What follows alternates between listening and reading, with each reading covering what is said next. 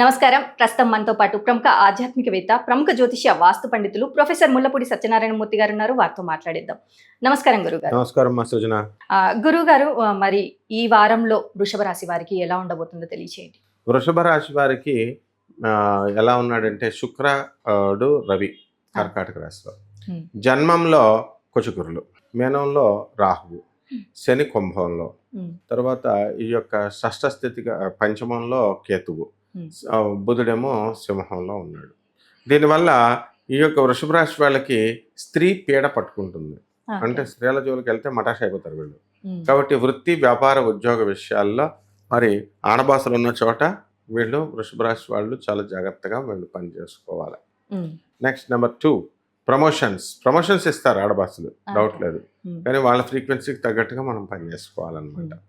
అలాగే ఈ యొక్క కుటుంబంలో కేతు ఉండడం వల్ల అనేకమైనటువంటి టెన్షన్స్, అన్నెసరీ విషయాలకు అనమాట.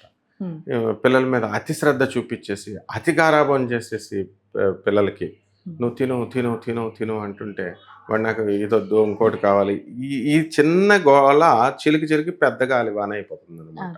దాని నుంచి మళ్ళీ పాపం తల్లిదండ్రులు బెంగ పెట్టుకోవడం, ఇవన్నీ అనవసరమైనటువంటి విషయాల గురించి మనస్తాపం అనేటటువంటిది వస్తుంది. అలాగే రాహు మనకి లాభంలో ఉన్నాడు. రాహు ఈ లాభంలో ఉన్నటువంటి రాహు ఏం చేస్తాడంటే మెస్మరైజింగ్, అవతల వాళ్ళు పడిపోతారనమాట వీళ్ళ మాటలకి, వృషభ రాశి వాళ్ళకి. అలాగే వ్యాపార భాగస్వాములు, జీవిత భాగస్వాములు బ్రహ్మాండంగా చూస్తారు. వీళ్ళకి కాళ్ళు పిసుకుడు అనమాట.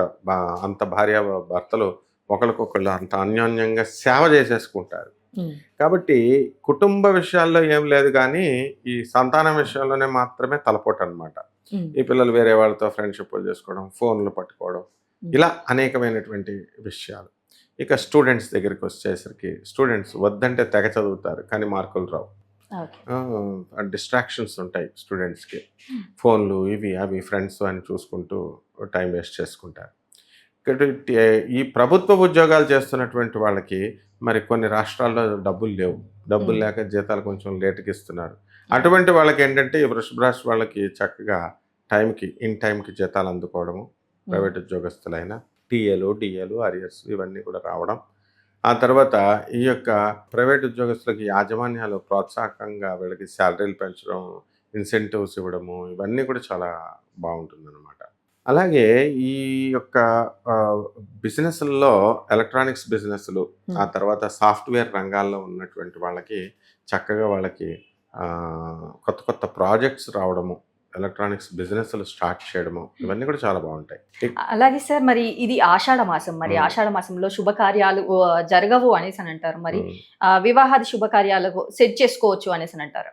బ్రహ్మాండంగా సెట్ చేసుకుంటున్నారు. ఇప్పుడు గురు మోడమి మనకు మోడాలు జరుగుతున్నాయి. శుక్రమూఢమి, గురుమూఢం అని చెప్పి మనకి ఏప్రిల్ నెల నుంచి ఇప్పటి వరకు జూలై నెల వరకు ఉన్నాయన్నమాట. ఆగస్ట్ నెలలో ఓపెనింగ్ బ్యాట్స్మెన్ చేయాలి.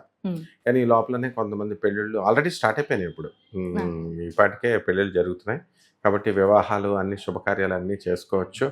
ఈ శుభకార్యాలు వీళ్ళు చేస్తారు. ఈ యొక్క వృషభ రాశి వాళ్ళు వీళ్ళ పెళ్ళిళ్ళు చేసుకోవడమే కాదు, ఇతరులకు కూడా పెళ్ళిళ్ళు చేసి పెడతారు. లవ్ మ్యారేజ్లకు వెళ్ళి సిగ్నేచర్లు కూడా పెడతారు.